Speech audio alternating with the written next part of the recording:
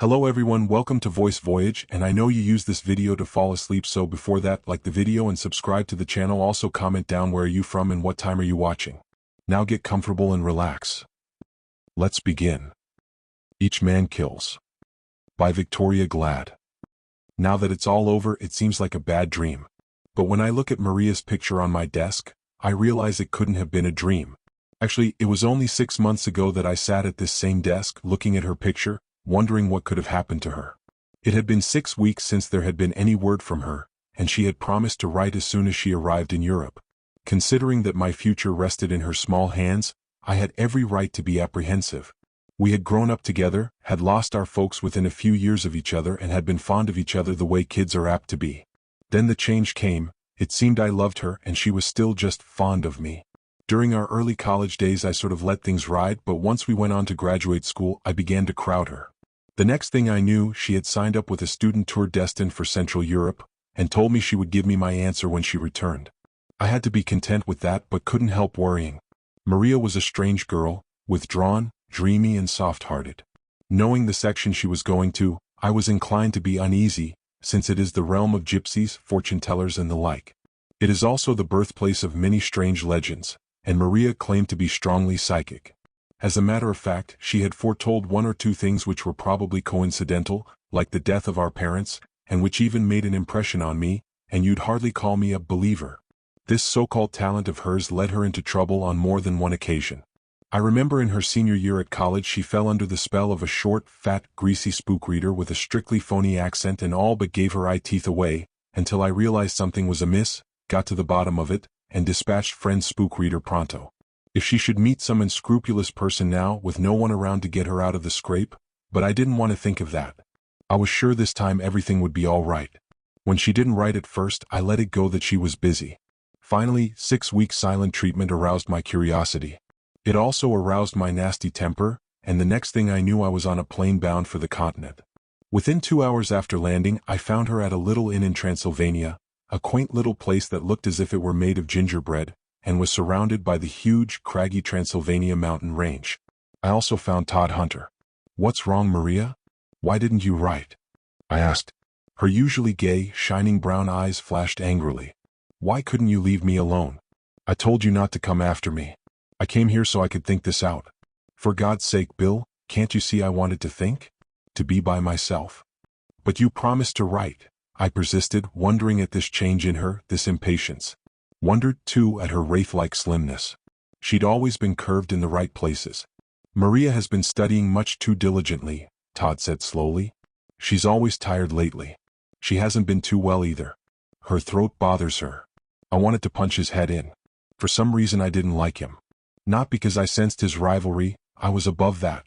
God knows I wanted her to be happy, above everything. It was just something about him that irritated me. An attitude. Not supercilious, I could have coped with that.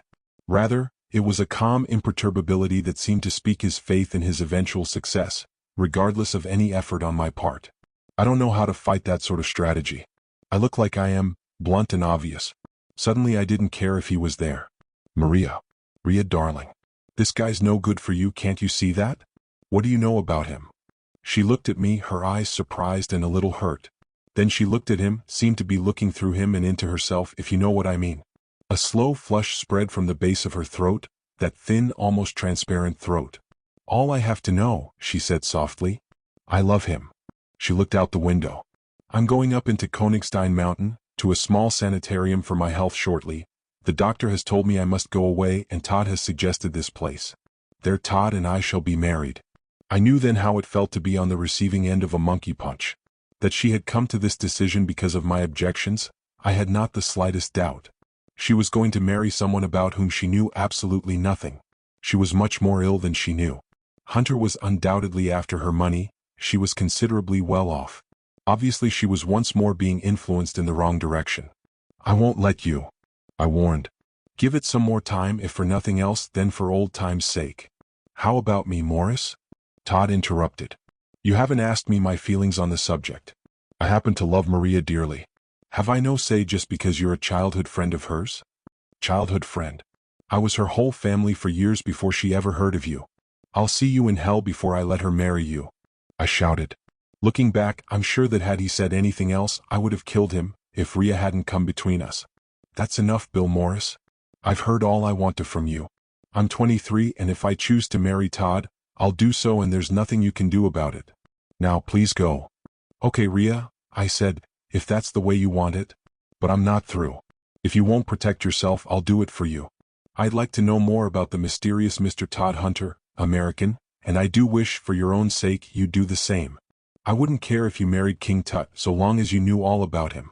People just don't marry strangers, not if they're smart. For God's sake, ask him about himself. All right, Bill, she replied, smiling patiently. I'll ask him. Now do stop being childish. Okay, darling, I said sheepishly. But do me one more favor. Don't marry him until I get back. Only a little while, give me a week. Just wait a little longer.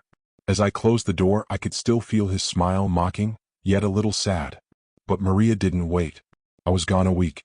I had walked my legs off trying to track down the elusive Mr. Hunter and discovered exactly nothing. All his landlady could tell me was that he was an American who had come to this climate for his health, and that he slept late mornings. I was licked and I knew it. If I had been a pup, I would have fitted my tail neatly between my legs and made for home. But I wasn't a pup, so I headed straight for Rhea's flat to face the music. They were waiting for me, she and Todd. When I saw her, I wished I were dead. She lay in Todd's arms, her body a mere whisper of a body. White and cold she was, like frozen milk on a cold winter's day. They were both dead. You know how it is when at a wake someone views the deceased and says kindly, "She's beautiful," and she isn't beautiful at all, just a made-up, lifeless handful of clay. Dead as dead and frightening. Well, it wasn't that way this time. Their fair skins were faintly pink-tinted and their blonde heads, hers ashen and his a reddish cast, gleamed brightly. And they sat so close in the sofa before the fire, his head resting in the hollow of her throat. They looked peaceful, no line marred their faces. I almost fancied I saw them breathe. And on her third finger, left hand, was the ring, a thin platinum band. He had won, and in winning somehow he had lost. How they had died and why they found each other in death at the same time, I would probably never know. I only knew one thing: I had to get away from there, quickly. I almost ran the distance to my flat. Stumbled into the place and poured a triple scotch which I could scarcely hold. The scotch seared my throat and tasted bitter. Someone must have poured salt in it. Then I realized that it was tears. My tears. I, Bill Morris, who hadn't cried since my 5th birthday, I was sobbing like a baby. I didn't call the police. That would mean I would have to go back and watch them cover that lovely body, carry it away and submit it to untold indignities in order to ascertain the cause of death. The cleaning girl would find them in the morning and would notify the police. But it wasn't so simple as that. In the morning I found I couldn't shake off the guilt which possessed me. Even 2 bottles of scotch hadn't helped me to forget. I was dead drunk and cold sober at the same time. I phoned Rhea's landlady and told her I had failed to reach the Hunters by phone, that I was sure something was amiss. Would she please go to their flat and see if anything was wrong? She was amused. Really, Mr. Morris, you must be mistaken. Miss Maria went out just an hour ago with her new husband. Surely you are jesting. Why, she has never looked better. So happy. They have left for Königstein. They have also left you a note. I told her I would be right over and hopped a cab. I began to think I was losing my mind. I had seen them both, dead. The landlady had seen them this morning, alive. When I arrived, the landlady looked at me for a long moment, taking in my rough, dark blue complexion, unpressed clothes, red-rimmed eyes, then wagged a finger playfully. You are playing a joke, no? A wedding joke, maybe. Here too we haze newlyweds. But of course I understood. Who could help loving Miss Maria? Be of good heart, young man. For you there will be another, some day. But I talk too much. Here is your letter. I went where I would be undisturbed, to the reading room of the library on the same street as my flat. To the musty, oblong, dimly lit room whose threshold sunshine and fresh air dared not cross. Without the saving warmth of sunlight or the fresh, clean relief of sweet-smelling air, I read. Read, inhaling the pungent, sour smell of the scotch I had consumed during the long, sleepless night. Read, and then doubted that I had read it all, but the blue ink on the white paper forced me to acknowledge its actuality. It had been written by Hunter in a neat, scholar's script. Dear Morris, it began. Why should I not have wanted Maria? You did, others doubtless did. Why then should she not be mine? There are many things worse than being married to me. She might have married a man who beat her. With her I have known the 2 happiest days of my life. I want no more than that. I have no right to ask for more. Have we, any of us, a right to endless bliss on this earth? Hardly. You thought of her welfare above all. For that I owe you some explanation. You must be patient, you must believe, and in the end you must do as I ask. You must. You wanted to know about me, of my life before Maria. Before Maria? It seems strange to think about it. There is no life without Maria. Still, there was a time when for me she didn't exist. I have been constantly going forward to the day when I would meet her, yet there was a time when I didn't know where I would find her, or even what her name would be. It was chance that brought us together. For me, good chance. For you, possibly ill chance. For Maria? Only she can say. Some 3 years ago I was studying in England under a Rhodes Scholarship. The future held great things for me. I was a Yank like yourself and damn proud of it. Life in England seemed strange and slow and sometimes utterly dismal under austerity. Then, little by little I slipped into their slower ways, growing to love the people for their spunk, and finally coming to feel I was one of them, so to speak. I have said everything slowed down. I was wrong. Studying intensified for me. The folklore of the British Isles intrigued me. I delved into the black Welsh tales, the mischievous fancies of the Irish, the English legends of the prowling werewolf. For me it was a relief from political science, which suddenly palled and which smacked of treason in the light of current events. My extracurricular research consumed the better part of my evenings.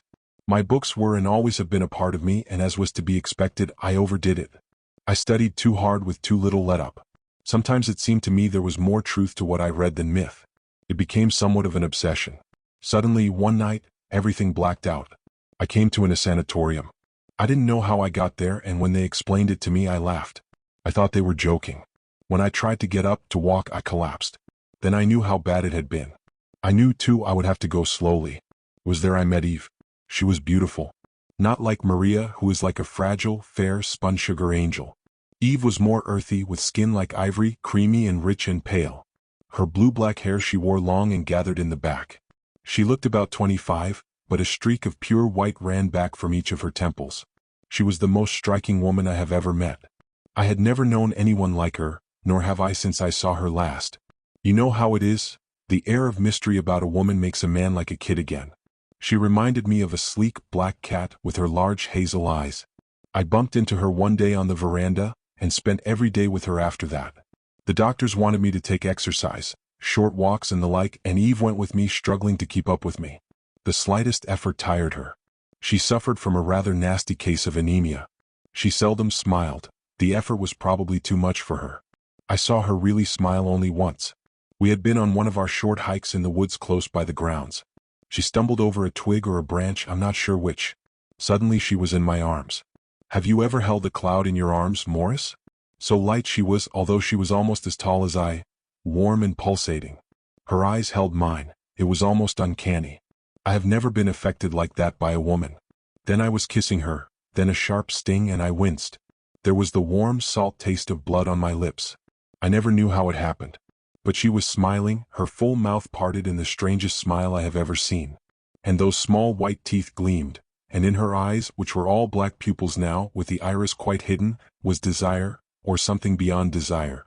I couldn't define it then, now I think I can. Her small, pink tongue darted over her lips, tasting, seeming to savor. I was frightened, for some indefinable reason. I wanted to get away from her, from the woods, from myself. I grasped her arm roughly and we started back for the grounds. We never mentioned the episode again, but we neither of us ever forgot. She intrigued me now more than ever. The doctors were able to satisfy my curiosity somewhat. They told me she had been a patient for some 4 years. Some days she was better, some days worse. She needed rest, much rest. Most days she slept past noon with their approval. Some days there was a faint flush beneath that ivory skin, other days it was pale and cool. Just when we became lovers, I scarcely remember. Things were happening so fast I could barely keep pace with them. There was a magnetism about Eve which compelled. I couldn't have resisted if I'd wanted to, and I didn't. I began to have long periods of lassitude, times when I would black out and remember nothing afterwards. And the dreams began. I would dream I was stroking a large velvety black cat, a cat with shining yellow eyes that looked at me as if they knew my every thought. I would stroke it continuously and it would nip me playfully. Then, one night the dream intensified. I was playing with the creature, caressing it gently, when of a sudden its lips drew back in a snarl, and without warning it sprang at my throat and buried its fangs deep. I thought I could feel life being drawn from me, I screamed. The doctors told me afterwards that I was semi-conscious for days, that I had to be restrained. When I was well again, Eve came to see me. She was gentle, soothing. She held me close to her and oh, it was good to be alive and to belong to someone. I remember to this day what she wore. Black velvet lounging slacks, a low-necked amber satin blouse, caught at the V by a curiously wrought antique silver pin. It was round, about 4 inches in diameter. In its center was the carved figure of a serpent coiled to strike.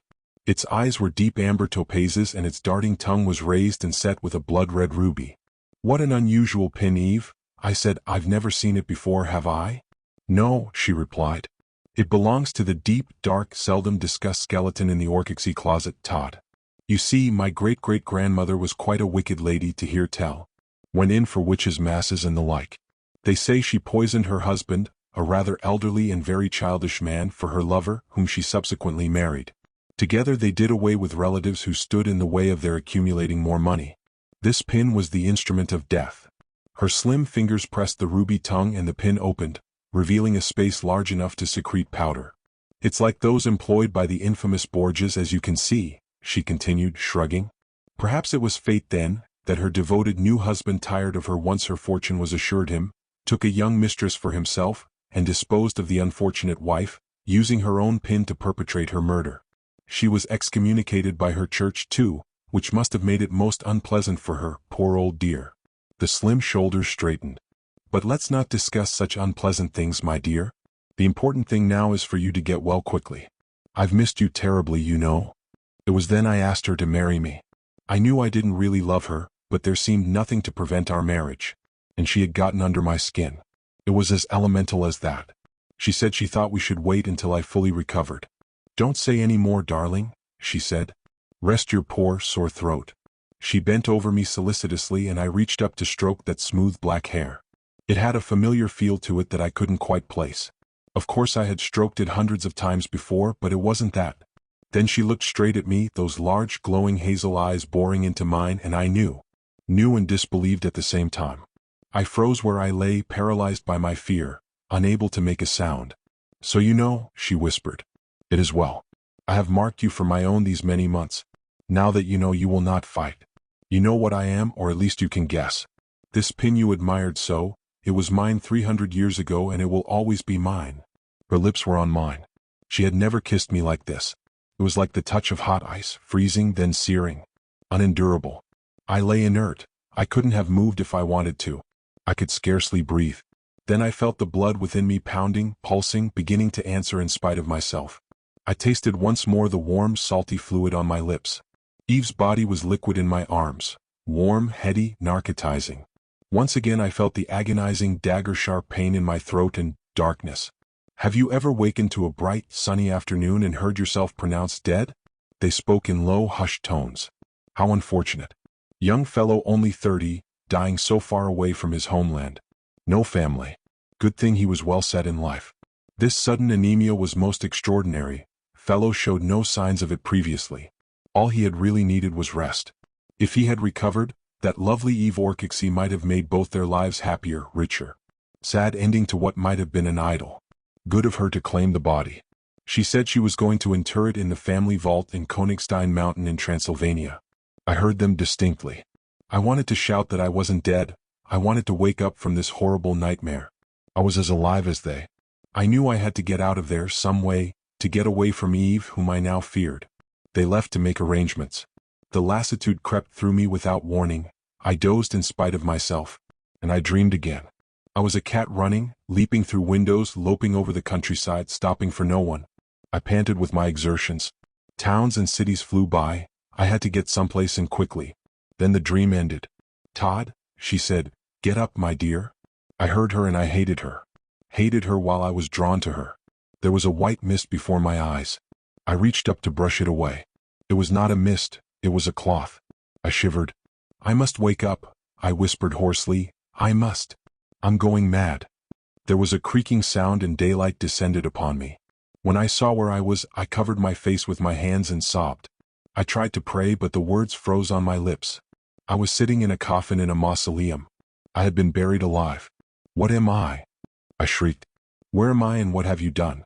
I'm out of my mind, stark, staring mad. Eve's lips parted, showing the even white teeth, those slightly pointed teeth. You're quite sane, my dear, she said calmly. You are now one of us, a revenant even as I, and to live you must feed on the living. It's not true, I shouted. This is all a crazy nightmare, part of my illness. You're not real. Nothing is real. I'm quite real, Todd.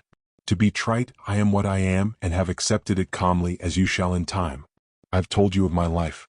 You have been a student of legends. Legends are often, more often than you think, reality. When one has been murdered, if one has lived a so-called wicked life, he is doomed to walk the earth battening on the living. My fate was sealed as I lay in my coffin. But that wasn't enough. As I lay there, my pet cat, Suma, slunk into the room and leapt over me. That was a double insurance of my life after death. Those whom I mark for my own must too live on. Accept it, my dear. You have no other choice. No, I cried. I'm an American. Things like this don't happen to us. It's only in stories and then to foreigners. She chuckled drily. I'm afraid these things do happen, and in this case you're it, my dear. Make the best of it. But I wouldn't, I refused to, for a while. I would not feast on the blood of the living. Something within me fought. For a time. Then the awful hunger began. The tearing pangs of hunger that ordinary food wouldn't arrest. I fought it as long as I could. I lost. First it was small animals, animals that I loved. It was my life or theirs. Then there was a little girl, a dear little creature who might have been my child under different circumstances. After the episode of the little girl, Eve left me. She had no further use for me, she had wanted the child too, and I had got it. I was now competition to be shunned. I was alone once again, alone and thoroughly miserable. I couldn't understand myself, my motives, so how could I expect someone else to understand? I only knew what I was, nor could I rationalize on why I had become this way. I could only presume it had happened to others equally as innocent as myself of wrongdoing. In the daytime, when I was like others, I reproached myself. Goodness knows I loathed myself and what I had to do in order to live. I wished I might really die, for I was tired, so frightfully tired and sick of it all. But I knew of no way to accomplish this, so I had to bear it all, fasting until my voracious, disgusting appetites got the better of me. I decided there must be some information on my kind, particularly in this area where vampire legends are rife, so I took to haunting reading rooms. It was there I met Maria. She told me, after we knew each other better, that she was doing graduate work in regional superstitions and had decided that her thesis would treat of the history of vampirism. She found it terribly amusing but at the same time frightening, didn't I? I fear I saw nothing laughable about it, but I held my peace. Why, I could have done a thesis for her that would have driven some mild-mannered prof completely out of his mind. I kept my knowledge to myself, though. I didn't want to scare Maria. She was like a flash of sunshine in a darkened room. She made each day worth living. For the first time the hunger pangs ceased. Ceased for 1 week, then 2. I was certain I was cured. Perhaps I thought the whole thing was just a dream and I am finally awake. I felt then I had the right to tell her of my love. She looked infinitely sad. She wasn't certain, she said. She knew she was awfully fond of me, but she was confused. She had just come away from the States, trying to make up her mind about someone dear, whom she didn't want to hurt, and she wanted a breather. I said I would wait up to and through eternity if she wished. Things went along peacefully then. We would walk for hours together, walk in complete silence and understanding. My strength seemed to be returning more day by day. We went far afield in search of material for her thesis. She would track down the most minute speck of hearsay to get authenticity. One day in our wanderings, I thoughtlessly let myself be led too near my resting place. One of the locals mentioned a place of horror nearby and Maria wanted to investigate. I had no choice. We poked amid the still fustiness of the deserted mausoleum I knew so well. She thought it odd that the door was unlocked. I said yes, wasn't it? Then she saw the box, that gleaming copper box which Eve had so thoughtfully provided. She stroked it gently, commenting on its beauty, and before I could prevent it or divert her attention, she had lifted the heavy lid, exposing the disarranged shroud, the remains of 1 or 2 hapless small creatures, the horrible blood-stained satin lining. She screamed and dropped the lid, somehow pinching her finger. She hopped on one foot as one usually does to fight down sudden pain. Then she was clinging to me, thoroughly frightened. What does it mean, Todd? I quieted her with the usual platitudes. Then I was kissing that poor red little finger.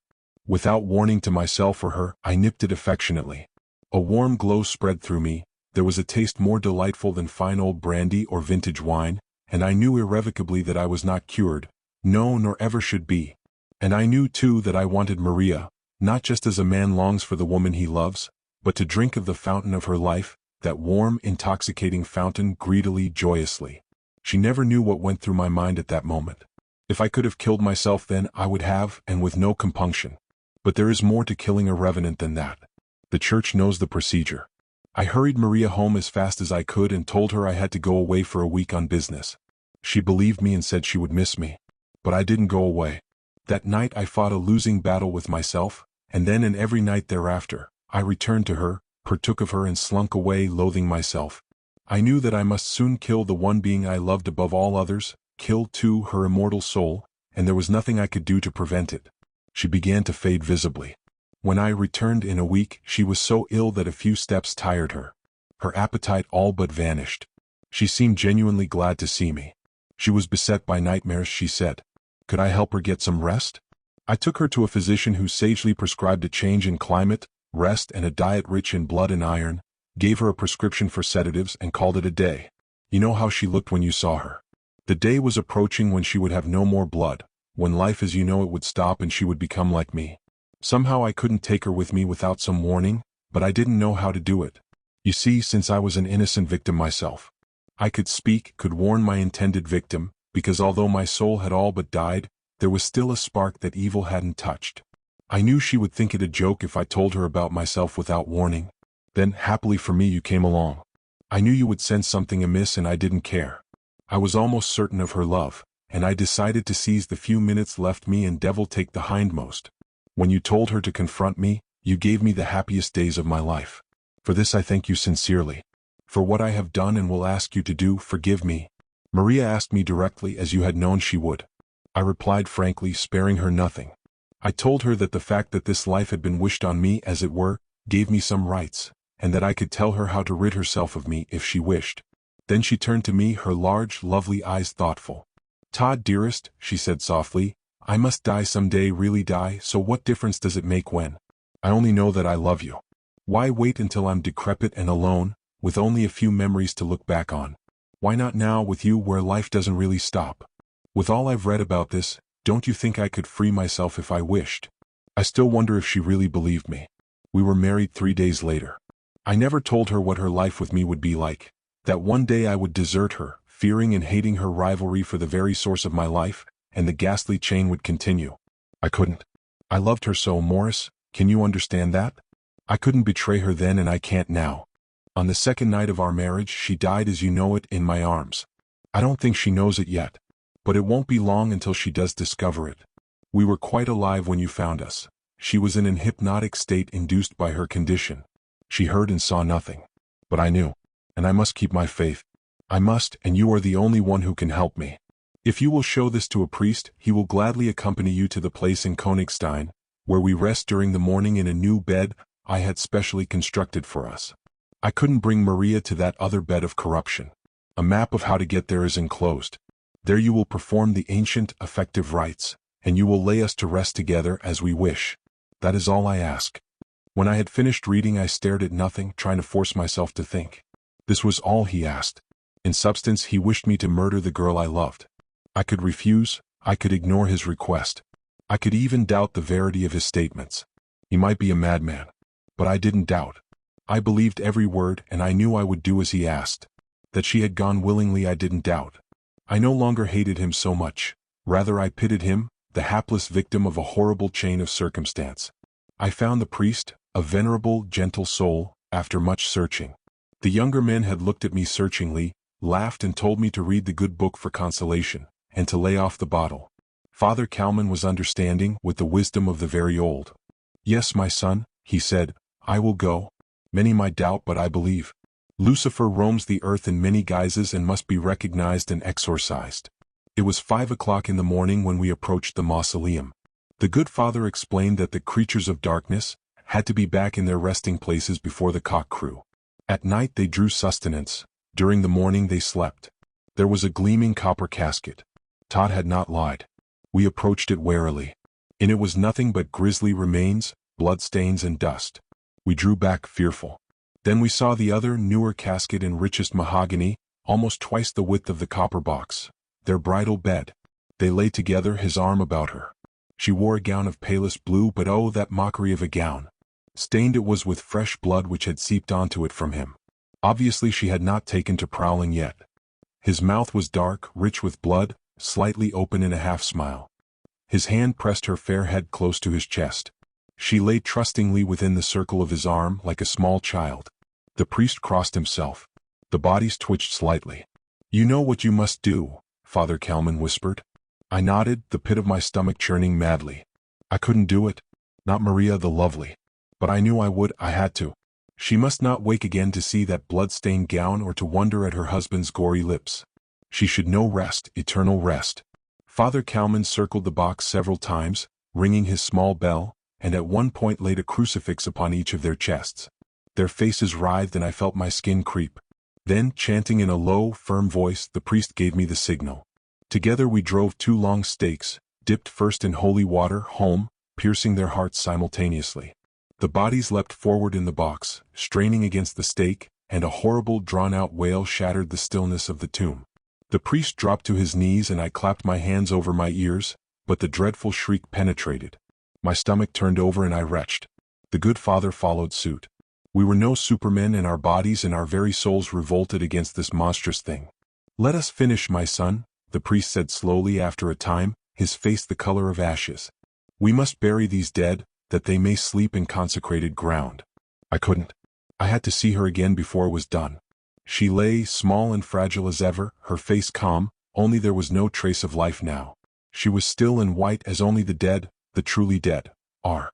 Todd's arm was flung across her chest as if to protect her.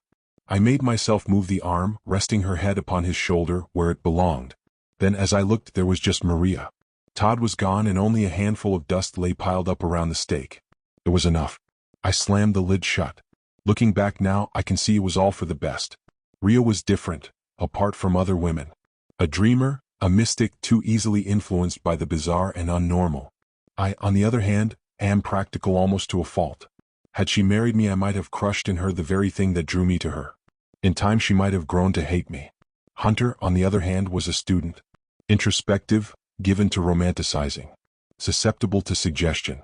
Had I been confronted with an Eve, I should have run like hell. To him, though, she was cloaked in mystery, hence, more desirable. What better choice for him ultimately than Ria? That Ria had to die to achieve her happiness is of no real importance. Life is a transitory thing anyway. Sometimes, though, when I look at Ria's picture, it's hard to be practical. She was everything I shall ever want. I had never been to Europe before the summer of 1947. I went to find Maria, to marry her. Instead, I found and murdered her, and I will never go back again. Dear listener, we bring another tale to a close, a journey woven with words, imagination, and emotion here at the Voice Voyage, where stories flow like a river's current, guiding you to distant realms and unexplored depths. We're grateful you joined us. As always, we invite you to stay a little longer, subscribe to our channel and uncover more stories waiting to be heard, each one a cascade of voices, ideas, and artistry. And remember, every great story begins with a single word. Perhaps the next one will begin with you. Until our voices meet again, may your days be filled with quiet moments, rich pages, and the gentle comfort of a well-told tale. This is the Voice Voyage signing off.